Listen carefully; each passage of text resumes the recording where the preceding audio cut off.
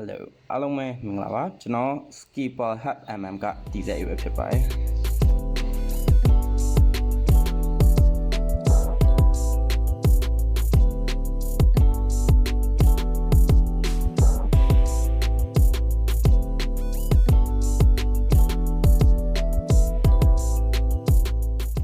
ဒီနေ့ကျွန်တော်အရင်က Facebook ပေါ်မှာ live လွှင့်ပြီးတော့ trade ခဲ့တဲ့ entry လေးတစ်ခုကိုကျွန်တော်ပြန်ရှင်းပြပေးမှာဖြစ်ပါတယ်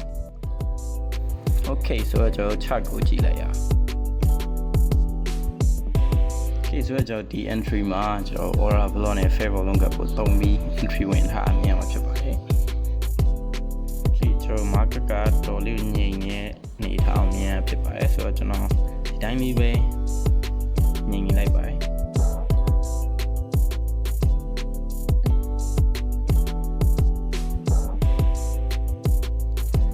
နောက်ထပ်ကန်တဲ့ချောင်းပွင့်ပါပဲကျွန်တော် market ကကျွန်တော်လိုချင်တဲ့ဈေးဟန်ဘက်ကိုထိုးတက်တော့ကျွန်တော်မြင်ရမှာဖြစ်ပါတယ်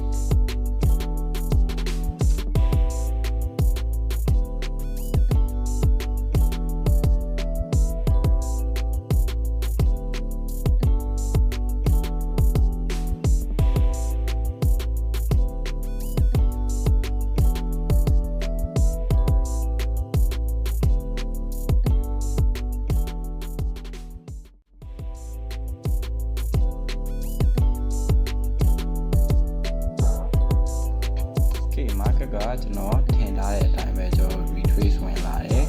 ကျွန်တော်အဲ့တော့ဆက်ပြီးတော့စောင့်ကြည့်နေပါတယ်ပေါ့နော် market ကိုကျွန်တော်ရိုင်းလေးပဲငြိမ်ပြီးတော့ကြည့်နေလိုက်ပါတယ်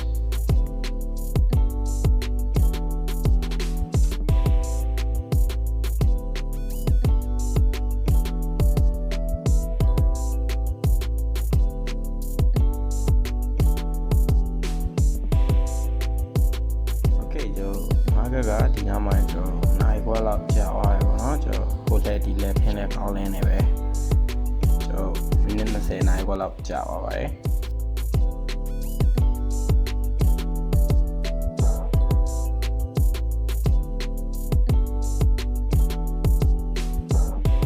Okay ကျွန်တော် market က retrace ဝင်ပြီးသွားပြီဆိုတော့ကျွန်တော်ရှင်းတတ်ပါပြီ